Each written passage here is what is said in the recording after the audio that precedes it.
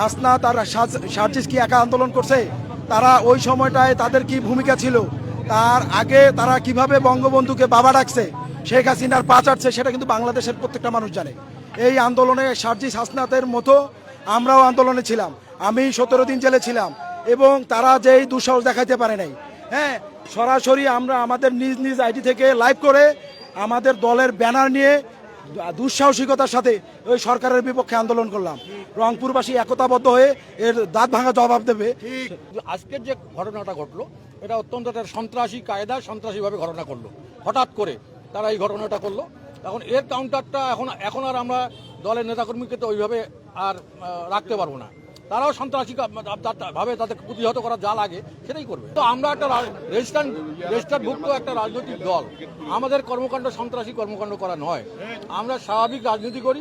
স্বাভাবিকভাবে সাধারণ মানুষ, যদি আমাদের সাধারণ মানুষের উপর যথেষ্ট আস্থা আছে, সেই আস্থা আমরা এখনো বলবৎ আছি যে সাধারণ মানুষ এই সন্ত্রাসীদের বিপক্ষে অবস্থান। আমরা প্রথমে তীব্র নিন্দা এবং সন্ত্রাসীদের গ্রেপ্তার দাবি করতেছি।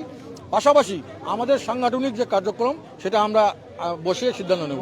ওয়ালটন মাইক্রোওয়েভ ওভেনের খাবার গরম রাখে দীর্ঘ সময় ধরে। Walton microwave oven. রাস্তায় প্রতিহত করা রাজনীতিটা অনেকদিন আগেই বাদ দেওয়া হয়েছে, জাতীয় পার্টি এটা করে না। কিন্তু এখন আমাদের নিজের অস্তিত্ব টেকার সাথে আমাদেরকে প্রতিহত যা করা লাগে আমরা তাই করবো ইনশাআল্লাহ। একটা রাজনৈতিক দলের ব্যানারে বলা হচ্ছে যে আমাদের জাতীয় পার্টি আমাদের উপরে হামলা করবে, আপনারা যেখানে আছেন চলে আসেন টাউন হল মাঠে। এটা কে করতেছে সেটা আপনারা খুঁজে বের করেন।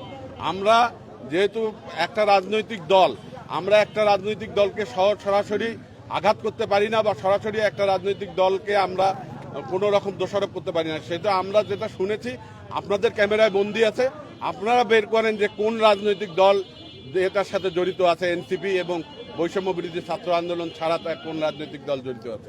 জাতীয় পার্টির অফিসে আমরা অবস্থান করতেছিলাম, এমন সময় আমাদের চেয়ারম্যানের সাথে সাক্ষাৎ করার জন্য, জাতীয় পার্টিতে রেগুলার যে চেয়ারম্যান আসলে তারা সাক্ষাৎ করার জন্য এখানে আমাদের 20-30 জন লোক এখানে অবস্থান করতেছিল।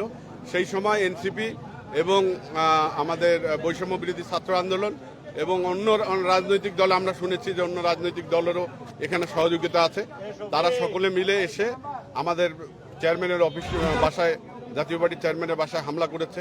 আমাদের এখানে 2টি মোটরসাইকেল আগুন জ্বালিয়ে দিচ্ছে, প্রায় 5-7টা মোটরসাইকেল ভাঙচুর করছে করে ওরা এখান থেকে সন্ত্রাসী কার্যক্রম এবং ককটেল বিস্ফোরণ করছে এবং তাদের কাছে আগ্নেয়াস্ত্র ছিল।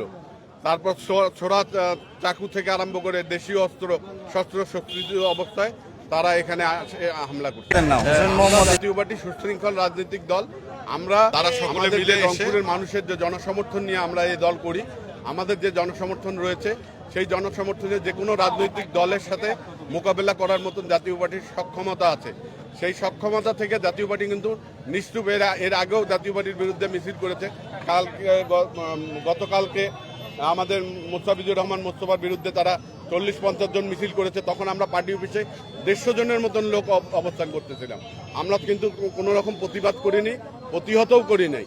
কিন্তু তারা এখন উস্কানিমূলকভাবে তারা আমাদের পার্টির চেয়ারম্যান রংপুরে অবস্থান করার কারণে তারা আজকে এই হামলাটা করলো। এর জন্য প্রশাসনের সহযোগিতায় তারা করেছে।